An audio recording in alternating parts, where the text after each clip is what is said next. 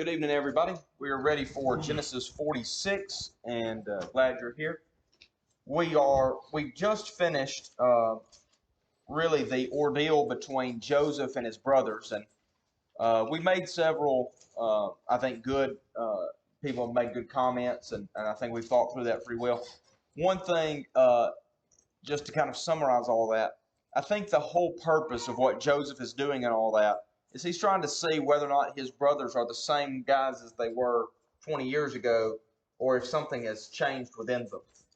And I think that from all indications, we would say that these are men who are, well, I don't know that we certainly wouldn't call them perfect men, but they are men perhaps who have moved past their jealousies and their hatred of Benjamin, and maybe they regret the decision that they made with regards to Joseph.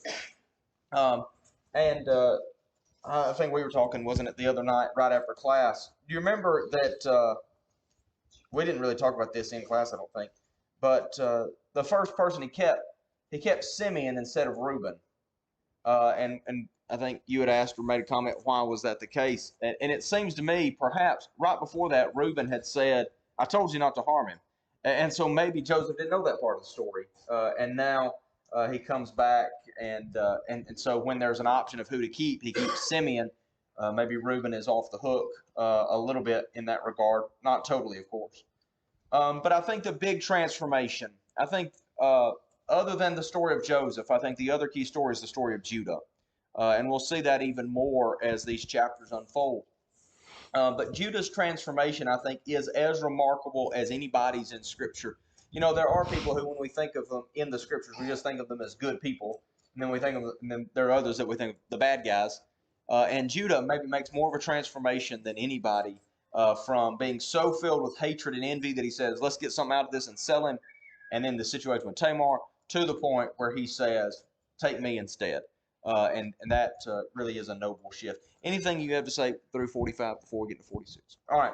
So 46, 1 through 4. This is a packed little section, so let's spend some time here. So Israel took his journey with all that he had and came to Beersheba and offered sacrifices to the God of his father Isaac.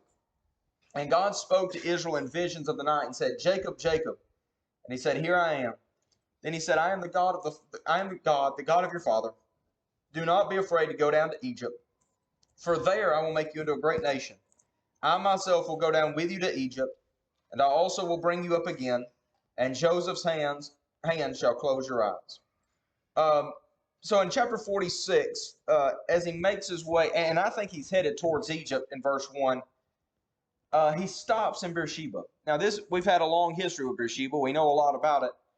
And he offers sacrifices to God. I wonder if this is one of those moments where Jacob is pausing and asking for God's counsel. And the reason I say that is because there had been times where God had forbidden going to Egypt in a famine type situation, particularly with his father Isaac. And the reason that I wonder if maybe Jacob is not looking for some insight here, looking for the will of God, is that God does speak to him. Whether Jacob was seeking it or not, God does decide to speak to him here. And what does he tell him about going to Egypt? And don't be afraid. Go down to Egypt. That's all right. In fact, that's what my will is. And what's going to happen in Egypt? Yeah, there you will become a great nation. So it's going to be within the confines of Egypt, and maybe with the separation that being in Egypt provides, that they will become this great nation. This takes my mind back to Genesis 15, where God promised that they would be strangers in a land that wasn't theirs, but that they would come out as a great nation. Well, how does all that work? Well, it works because in Egypt, they're going to become a great nation. Now, notice this in verse 3. There I will make you into a great nation. I myself will go down with you into Egypt, and I also will bring you up again. Now, in what sense will God bring Jacob up again out of Egypt? In his descendants. I think that's right. Now, he will die in Egypt, and they will bring him back to Canaan, and he will bury him. But that's not the sense that I get of what it means that God's going to bring him up again. Right. And so when he says, I will bring you up again, I think he's talking about the nation that's within you and the nation that has proceeded from you. I'm going to bring Israel up again, and Joseph's hands shall close your eyes. So maybe there's a little bit of an overlap between talking about Jacob himself and Jacob as a people here. Now, the reason that's significant is because we might say that God made these promises to Abraham and said, in you, and in Isaac, in you, and in Jacob, and you. And you might say, well, they never had those promises fulfilled. I don't think the idea was ever that individually they would see the fullness of those promises, but in their descendants they would. And in their descendants, we are still experiencing the fulfillment of the promises that were made to Abraham, Isaac, and Jacob. And so the promises are being kept to them as we follow in the footsteps of their faith. And so you think about the original audience of Genesis. They were the you that's being talked about here. In you, and I will also bring you up again. That promise that God had made so many hundred years before, now he was keeping in the descendants that were reading this right now at this moment. Okay, anything through verse 4, Brother Joe? I think about the comfort this would bring to him. Certainly his will is he's wanting to go see his son. Yes. And, the last thing, Jacob would want to hear now is a prohibition about going to Egypt. But, here God says, go, and I'm going to go with you, and, this isn't going to be just a quick visit and then come back. No, you're going to go there and stay. And I'm going to make of you, I'm going to fulfill my promises with you there. Yes. And, and then to say that, Joseph's hand is going to close your eyes, again, Jacob has dreamed of this day to see his beloved son. And now he's going to be able to spend some extended time with him. Yeah, I think that's great. And another thing about them being down there in Egypt that actually helps them become a nation set apart. The Egyptians will not have anything to do with the Hebrews at all. I mean, even when it goes to Egypt, they separate them from them. Where if they was still up in the land of Canaan and all his family that did, it would be possible for his kids and his sons and his daughters to intermarry with all the different races or in that area. But while they're down in Egypt, none of that's available. So the lineage will stay more pure and they won't be intermingled with the Egyptians that I think also God put in that while he had them down there. Yeah, I think we see God's providence in that. That's right. Anything else through verse 4? All right.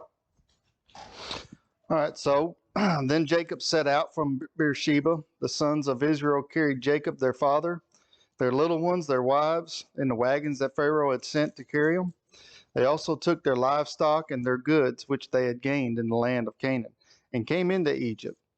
Jacob and all his offspring with him, his sons and his sons' sons with him, his daughters and his sons' daughters.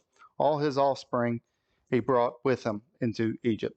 So you have a caravan of, people and livestock and goods. They're carrying everything. They're not leaving anything behind. Why? Yeah, they're moving. This is a permanent move here. They're not coming back. So, I don't know how you want to tackle verses 8 through 27. Yeah. If you want to go through and read it, or if you want to summarize it, or however you want to do it. I'm fine with some summary if you want to. Yeah, go ahead. 8 through 27 is just, it gives a list of who's going in this caravan, who's part of, and in particular, it's going to give the sons and their children listed as well. And so you have the sons of Leah listed first, and at the end of verse 15, it's a total of 33 people. Then you have the sons of Zilpah, which was Leah's handmaid, and there's a total of 16 persons involved in that, verse 18. Then you have Rachel's and children, and you have, I think is it 14? Yeah, 14 persons in all, and 22. And then you have her handmaid, Bilhah, and there were 7 persons total there, verse 24, in the 24. And so at the end, it tells you that Verse 27, and the sons of Joseph who were born to him in Egypt were two. All the persons of the house of Jacob who came into Egypt were 70. So if you add those numbers up, it does come to 270. And it includes includes two sons of Judah that actually die in Canaan.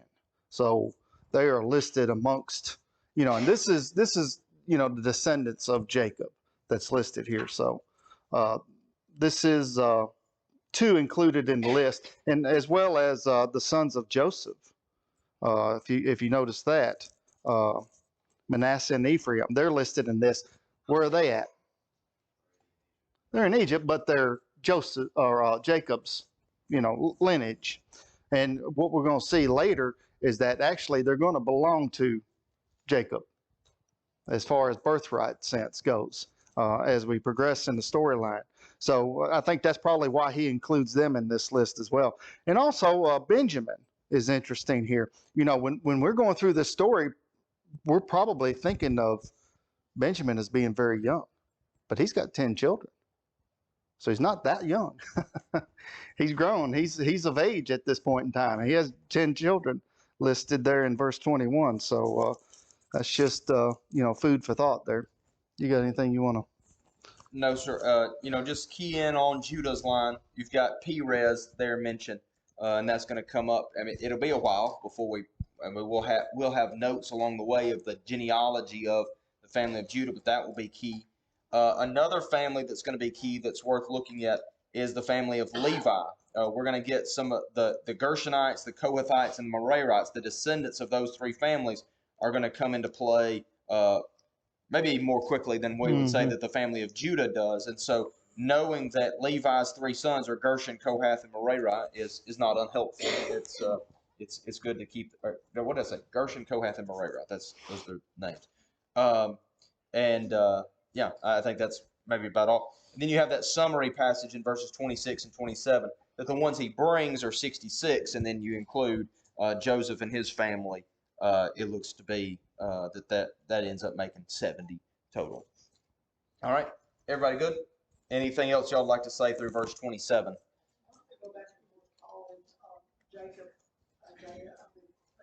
Yeah, that is a very good question that I do not know the answer to. And one thing I will note is there are times where either in the same paragraph or very close together, it's referred to one way or the other.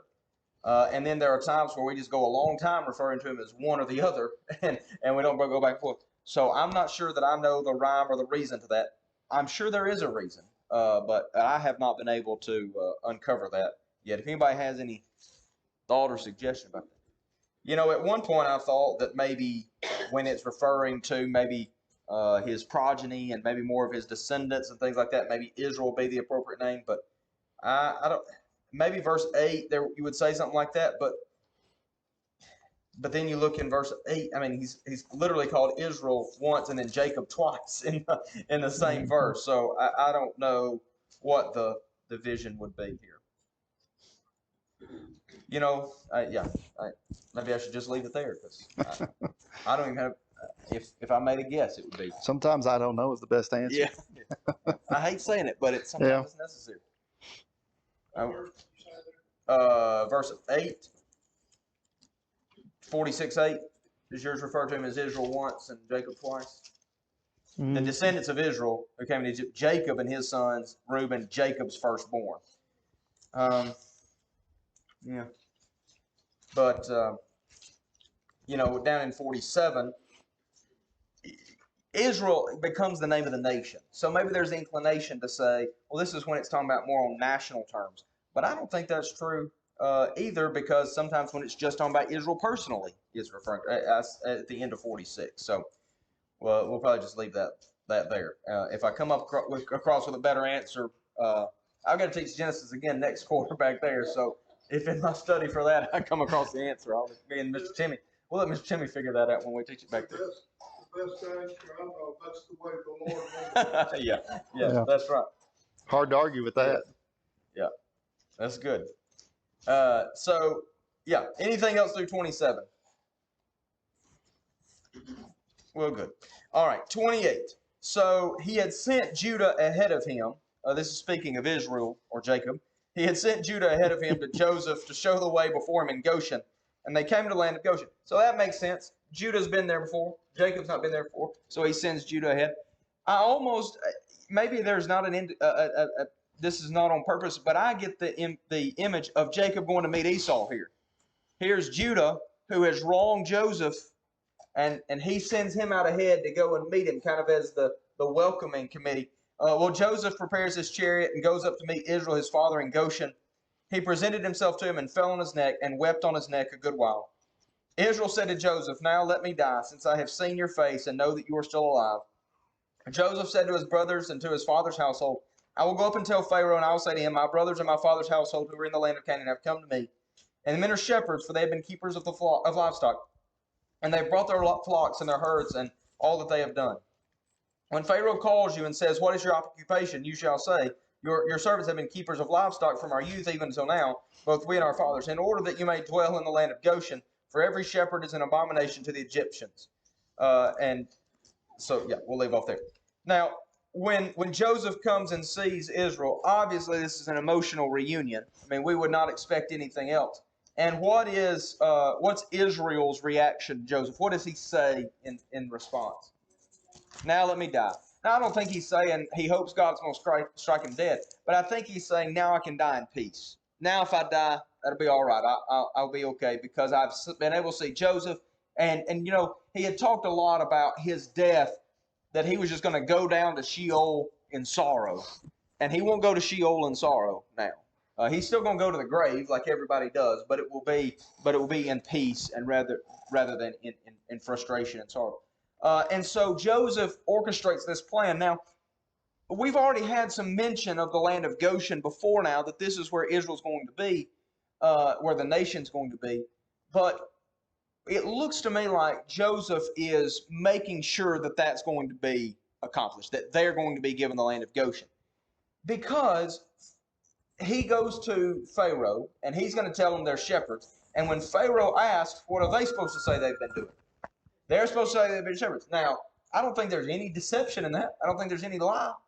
But they might not say it exactly as clearly as Joseph needs them to say it. You know, they might kind of say, well, you know, we're farmers or whatever. And he goes, no, you need to say you're shepherds. You need to make it clear what your occupation is so that Pharaoh will put you here in Goshen. I don't think he's asking to lie. I don't think he's deceiving.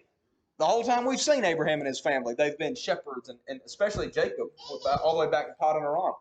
So when he comes, and as Mr. Steve just made mention, they are an abomination in the Egyptians' eyes.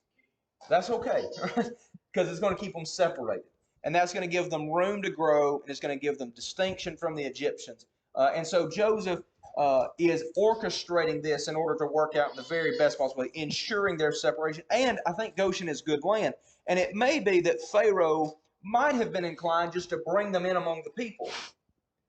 And Joseph wants this land to be reserved for them. And so he knows this is a way that we can ensure that, and everybody wins. They get rid of the abomination, and we get to have this land for ourselves. That's right. Yeah, that's right. And yeah, you see that distinction. I guess up through the book of Genesis, the emphasis on that distinction is more implied than it is commanded. I think somebody's asked before, well, what about the marriage of the Canaanites? What's going on here? I don't know that there would be passages that we could point to that say forbidding the marriage of Abraham and his family to Canaanites. But you certainly see Abraham working against that. You see Isaac working against that. And you see Isaac and Rebekah together working against that when it comes to sending Jacob and being frustrated with it when that's not the way that it is. And you see the bad consequences with Judah and his entanglement with Canaanites. So all that is to say is I think it would be more implied than it would be commanded. But by the time we get to the book of Exodus and Leviticus, now it's going to be commanded, stay away from the Canaanites. And the command never really was, don't marry Egyptians.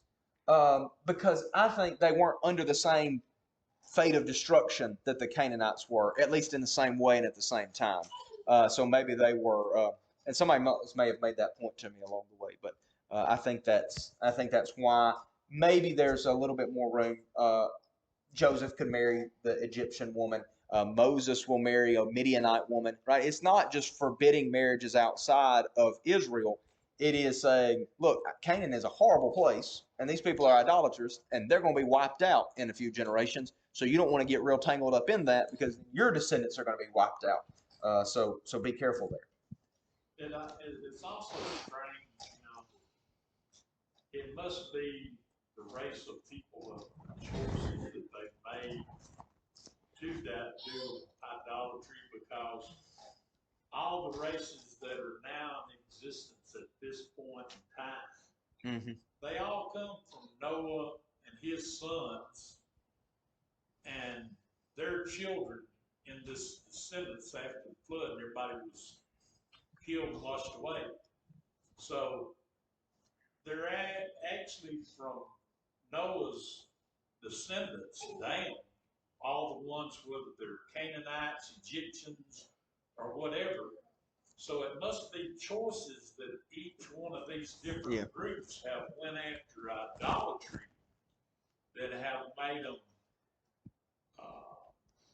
more unrighteous in God's eye by the choices that they've made, that God wants to keep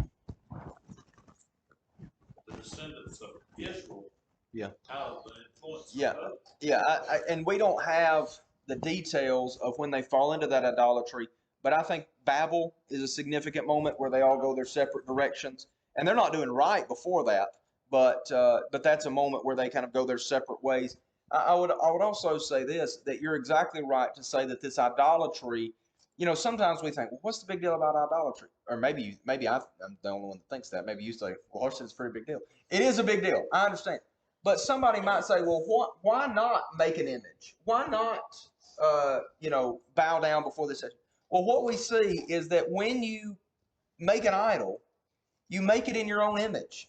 You're not worshiping the true God. You're worshiping your recreation of God. And what ends up happening is that you start saying, well, you know what this God really cares about? He cares about fertility. Well, lo and behold, I don't really care about my nation. I care about fertility. Or this God really cares about being successful in war. Well, guess what? That's what I really care about. Or this God really cares about wealth. Well, that's what I really care about. And so what ends up happening is your desires you create God in your own image rather than being reshaped in God's image. And that's the danger of idolatry, because once you have put sexual pleasure as the God, as you've made an idol to celebrate that, well, what road does that lead down?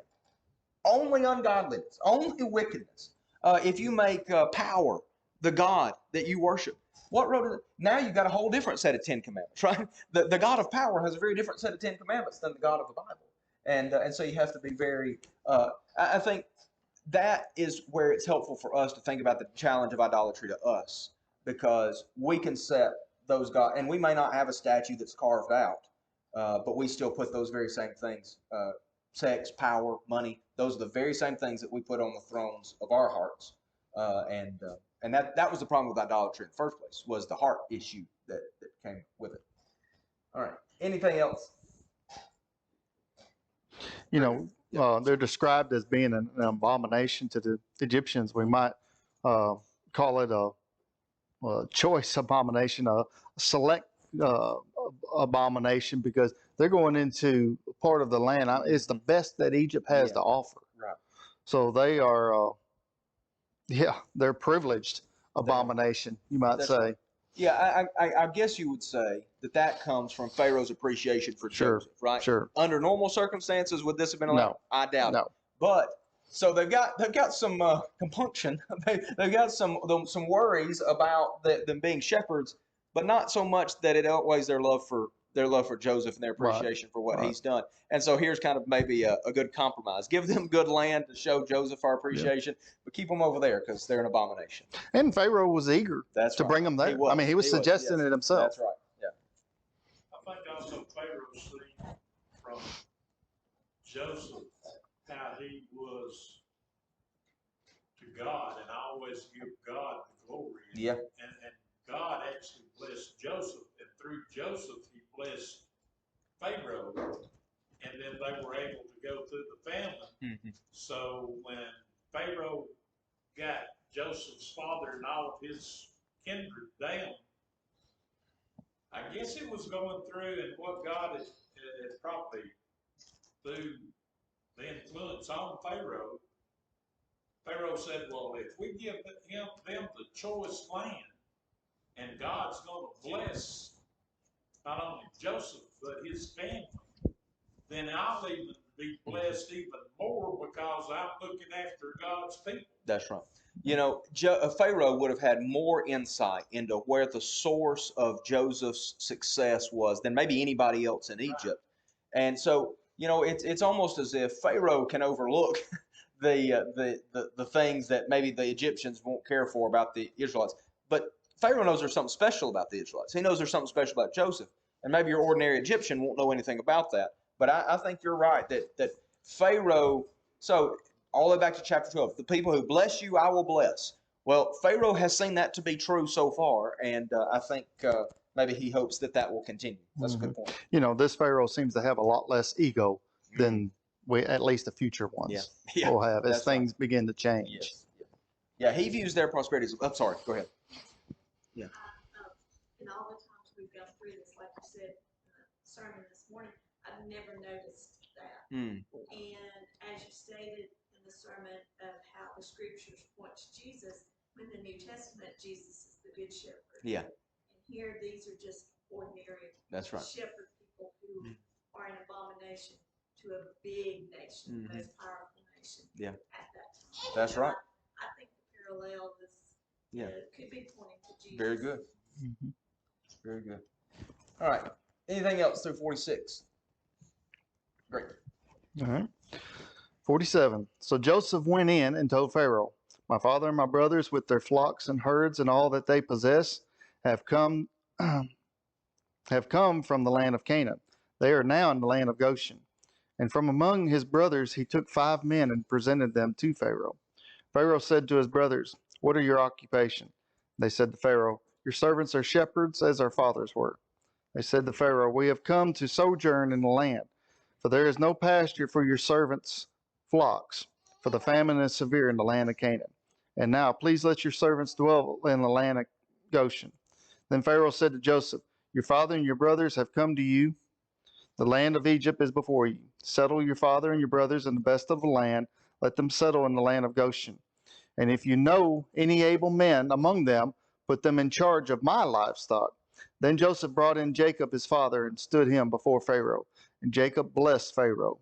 And Pharaoh said to Jacob, how many are the days of your years of your life?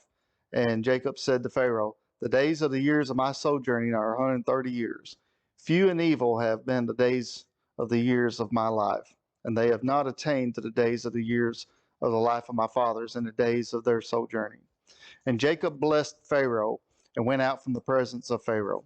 Then Joseph settled his father and his brothers and gave them a possession in the land of Egypt, in the best of the land, in the land of Ramses, as Pharaoh had commanded. And Joseph provided his father, his brothers, and all his father's household with food according to the number of their dependents. So, sure enough, Joseph takes 5 to represent the group and presents them before Pharaoh. And of course, he asked them what their occupation is, and they keep the status quo. We're shepherds as our fathers were. It's a family tradition, and so Pharaoh's all on board on giving them the land of Goshen. And it's interesting. You see it. Verse 4, they said to Pharaoh, we have come to sojourn in the land. Of course, Jacob mentions it 2 other times, talks about his sojourning in verse 9 for 130 years and talks about his forefathers sojourning. What do you get out of that? Did you see anything out of him saying he's not just counting their time, but he references it as sojourning? I think that he's doing that because that he is. His home's in heaven. He's just down here to do wherever God wants him to be, and the family has been taught the same way. We're not coming down here to live in Egypt. We're just sojourning. We're going to be here for a while, and then when God tells us to go, we're going to leave. Absolutely. And I think Pharaoh took it, hey, they're not coming down here to take over our land. They just come down here for a little while, and they're going to leave. You know, this family has had a lot of pitfalls along the way, no question. They've made a lot of mistakes, grievous ones. But, you know, this is something that seems to stick with them. They understand what their purpose is here, and they view themselves as sojourners. You know, just as Isaac did, just as Abraham did. They realize this is not their home. They're seeking a home that doesn't exist here in the physical realm. They're looking for that spiritual home, the place where God is. And they're not losing sight of it. And you know, and they're going into, you know, they're going into a land that has a high standard of living. I mean, this is, you know, if there's a distraction, this is going to be a great distraction for them. But they seem to be well grounded in knowing their purpose and understanding why they're here and where they're going. So they get Pharaoh's support, and they are sent into the best of the land. And in fact, it mentions that I think Goshen is the territory, the broader region, and then it mentions in verse 11 Ramses, which would be a city, the way I understand it. That city will be brought up again in Exodus, first chapter of Exodus. And we'll see there where it becomes a storage. See, I don't know if it's, you know, redeveloped in Exodus as opposed to what it is now. But yeah, the Ramses is going to be the city where they stay, and within the land of Goshen. And so Joseph provides for his father, his brothers, and his household food, and they're settling in, and everything is just working out wonderfully. Again, you see God working behind the scenes in accomplishing this, where there's no hiccups, no hang-ups, nothing to hinder them from settling in and staying a while. That's right. Any questions or comments through verse 12? All right. Let's. I'm just going to read through. Well, let's just read for a while. Now there was no food in all the land, for the famine was very severe, so that the land of Egypt and the land of Canaan languished by reason of the famine. And Joseph gathered up all the money that was found in the land of Egypt and in the land of Canaan in exchange for the grain that they bought. And Joseph brought the money into Pharaoh's house. And when the money was all spent in the land of Egypt and in the land of Canaan, all the Egyptians came to Joseph and said, "Give us food. Why should we die before your eyes? For our money is gone." And Joseph answered, "Give your livestock, and I'll give you food in exchange for your livestock if your money is gone." So they brought their livestock to Joseph. And Joseph gave them food in exchange for the horses, the flocks, the herds, and the donkeys. He supplied them with food in exchange for all their livestock that year. And when that year was ended, they came to him the following year and said to him, "We will not hide from my lord that our money is spent. The herds of our livestock are my lord's. There is nothing left in the sight of my lord but our bodies and our land. Why should we die before your eyes, both we and our land? Buy us and our land for food, and we with our land will be servants to Pharaoh, and give us seed that we may live and not die, and that the land may not be desolate." So Joseph bought all the land of Egypt for Pharaoh, for all the Egyptians sold their fields because the famine was severe on them. The land became Pharaoh's. As for the people, he made servants of them from one end of Egypt to the other. Only the land of the priests he did not buy, for the priests had a fixed allowance from Pharaoh and lived on the allowance that Pharaoh gave them. Therefore they did not sell their land. Then Joseph said to the people, "Behold, I have this day bought you and your land for Pharaoh. Now here is seed for you, and you shall sow the land.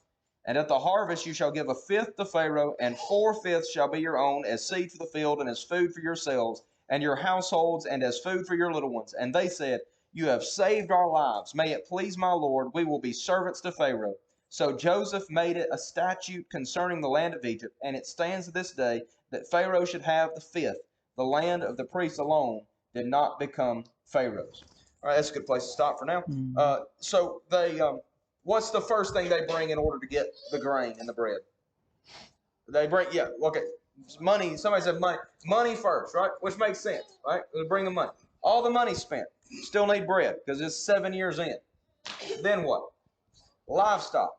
Well, now not only do they not have any money, they don't have their herds, and they've given all that for bread. And then what do they bring? Themselves and their land. And so they're going to become like serfs, or they're going to become tied to the land, and they're just going to be Pharaoh's servants. They're going to belong to Pharaoh. Now, I don't know how to take Joseph's statement here.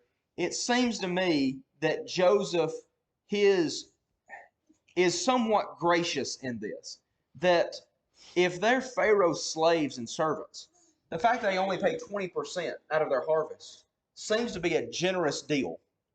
Right? If it all belongs, Maybe more of a tax. more of a tax, right? Mhm. Like, yes, the land is Pharaoh's, and yes, you're Pharaoh's. But here's how that's going to play out in real terms. You pay 20% to Pharaoh, and we'll call it even. Now, how do they respond to that? Gladly. You've saved our lives. We're Pharaoh's servants. Now, I guess he could have made the tax whatever he wanted to at that moment. He could have said, "You give me half," but he doesn't. He doesn't. Put the boot down or whatever. I don't know that we should read too much into that, other than to say that this is a wonderful situation for Pharaoh. It works out beneficially for him, and it also is beneficial for the people that they are saved. That it continues for hundreds of years. That's the policy, that Pharaoh gets a fifth, because the land is his and the people are his as well. Does that include the land of Canaan? Because in 13 and 14, the famine was so severe. Yeah. And he gathered the money Mhm. from the land of Canaan. So would that not Yeah. make the land of Canaan Pharaoh's too? That's a really good question, and I would not be surprised if that is not the case. Now, at some point, Canaan will become separate and independent of Egypt, but I would not be surprised that there aren't people that come down from Canaan, and first they come with money, and then they come with livestock, and then they say, "Take us and our land too," and that would be even more. Well, like, in one sense, all the land in Egypt maybe was Pharaoh's already. But when these people from other nations are coming in, they're saying, "Look, take our land too." That would be even more beneficial to Pharaoh as well. So I've not thought about that, but that may very well be what's going on here. That's good. Well, it could be that, like even in the nations now, the government owns a small portion of land, Yeah. and the rest is owned by the people that Yeah. live there. Same thing could be happening there in Egypt. Yeah. There was probably land that Pharaoh owned, but he didn't own all the land, Right. even though he governed the people. Yeah. But after Joseph made the deals he did with the people, That's right. now Pharaoh owns Yeah. all the land, all the stock, and he has all the food, and then he's still getting 20%. Yeah. From their harvest. Yeah. Growing stuff. That's right. Yeah, verse 20 emphasizes that it's all the Egyptians that sold their fields. And so I don't know how much of this applies outside the land of Egypt, but I wouldn't be surprised that something similar doesn't happen with people coming and offering whatever they've got and saying, "Look, if you'll give me food, we'll be your servants." But maybe the emphasis here is on Egypt. But that's a very good question. All right. Anything through verse 26 that you'd like to see? All right. All right. Verse 27. Thus Israel settled in the land of Egypt, in the land of Goshen, and they gained possessions in it, and were fruitful and multiplied greatly. And Jacob lived in the land of Egypt 17 years. So the days of Jacob, the years of his life, were 147 years. And when the time drew near that Israel must die, he called his son Joseph and said to him, "If now I have found favor in your sight, put your hand under my thigh, and promise to deal kindly and truly with me. Do not bury me in Egypt, but let me lie with my fathers. Carry me out of Egypt and bury me in their burying place." He answered, "I will do as you have said." And he said, "Swear to me." And he swore to him. Then Israel bowed himself upon the head of his bed. And so here, Jacob realizes that, his time is drawing near. And as most people get to that point in their life, they're wanting to settle matters, once they're gone. And Jacob doesn't want to be buried here because he knows, he remembers the promises that God has made to him, even though it's going to be somewhat fulfilled. The nation promise will be somewhat fulfilled in Egypt. The land promise is in Canaan. It's not in Goshen. And the spiritual promise will come from Canaan. Those lie in Canaan. And that's where he wants to go back to. He wants to go back and be buried where his father was buried and where his grandfather was buried. And I believe Leah's buried there as well. Yep. And so the family cemetery, as it were, that's where he's wanting to go back. And so Joseph's in a position to make that happen. And so he makes Joseph swear that he'll do that very thing when he dies. And Joseph is certainly willing to carry out his will. Very good. One thing, he lived 147 years. Do you remember how old he was when he came down to Egypt? 130. So how long does he get to see Joseph on the backside, on the end? 17 years. How old was Joseph when he was sold? So he got 17 years on the front end and 17 years on the back end. I don't know if there's any significance in that, but Yeah. the math just checked out for that. So it does. He does get maybe. Well, he didn't think he'd get another day. So the fact he got 17 years was remarkable. Let's look at 48. I think we can cover the first paragraph or so. Not any more than the first paragraph, but let's see if we can do that. I think that'll help us for Wednesday night. After this, Joseph was told, "Behold, your father is ill." So he took with him his two sons, Manasseh and Ephraim, and was told to Jacob, "Your son Joseph has come to you." Then Israel summoned his strength and sat up in bed. And Jacob said to Joseph, "God Almighty appeared to me at Luz in the land of Canaan and blessed me, and said to me, Behold, I will make you fruitful and multiply you. Then I will make you a company of peoples, and I will give this land to your offspring after you for an everlasting possession. And now your two sons, who were born to you in the land of Egypt before I came to you in Egypt, are mine. Ephraim and Manasseh shall be mine, as Reuben and Simeon are. And the children that you fathered after them shall be yours. They shall be called by the name of their brothers in their inheritance. As for me, when I came from Padan, to my sorrow, Rachel died in the land of Canaan on the way, when there was still some distance to go to Ephrath. And I buried her there on the way to Ephrath, that is, Bethlehem." Let's stop there for now. So when he talks to Jacob about when God spoke to him, do you remember when that happened? Where was he when he says Luz, but what place was that? At Bethel. That's right. So where he has the dream of the ladder going up to heaven. And it's there that God repeats the promises to him. That's chapter 28, verses 13 and 14, as he's on his way out of Egypt, out of Canaan, headed back to Mesopotamia. God makes these promises. And what are the two promises that are reiterated right here?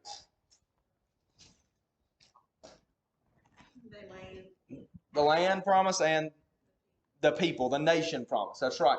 And so God had made those promises to him.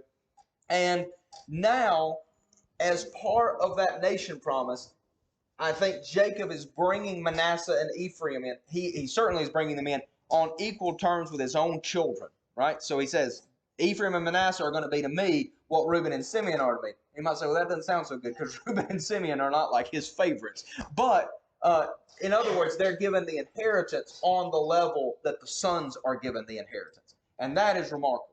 Now, he's going to say, now your other children that you have after this, they're on their own. But Ephraim and Manasseh, they're going to be adopted more or less as mine when it comes to the inheritance.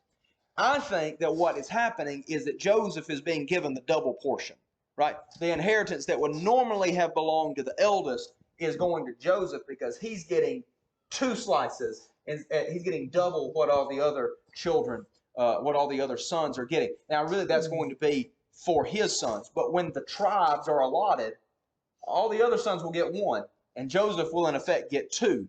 And so his progeny, his tribal lineage will live on in a different way, and maybe even a more an exceeding way past the others. And so, in some ways, maybe Joseph is getting the birthright here. Now, this is one I made a point several weeks ago and maybe muddied some water about trying to separate the birthright from the blessing. Joseph will not be the one through whom the blessing about the seed promise will come. But he does get the double portion that I don't think, like Judah doesn't get two sons included in the promise. He's just him. But he will be the one through whom the blessing will come. And then he refers to Ephrath or Bethlehem. That is helpful just for the chronological, the geographical note of Bethlehem Ephrath or Bethlehem Ephrathah. There was a Bethlehem up in the northern part of the country that was not called Bethlehem Ephrathah, but there is this one. And that Micah 5:2. You Bethlehem Ephrathah, though you are small among the nations, one shall come forth from you whose goings forth are from everlasting. And so we have designated there that it's the southern Bethlehem that there's going to be a descendant of David born. And Bethlehem, Beth, anytime you see Beth, it really, I think, would be Beit or something like that in Hebrew. But it's house, and then Lahem is bread, the house of bread. And so maybe there's a play there that they're in Egypt because there is no bread, and he lost Rachel in the house of bread. and then the bread of life will be born in the house of bread.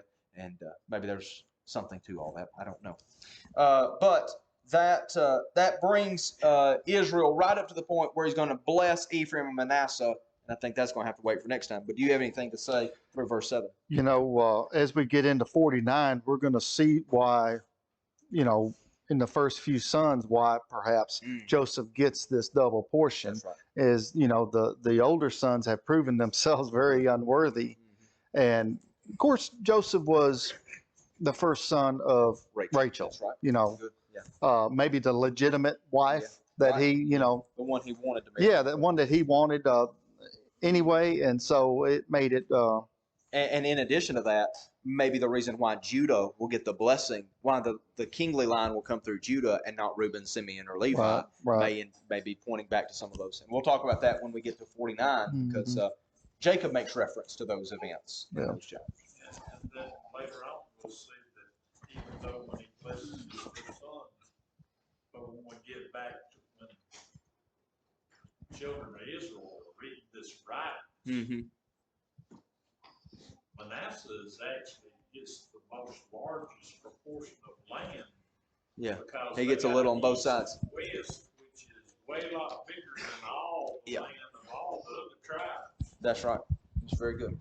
All right. Well, we'll pick up there on Wednesday night. Thank you. Thanks for watching. If you found this video to be beneficial, please follow us on Facebook or subscribe to our YouTube channel. Feel free to share it with others that you feel like may benefit from it. If you need to contact us, please contact us via email at quinn.church@yahoo.com. Also, if you're in the area, we would love for you to come visit with us at one of our assemblies. Have a good day.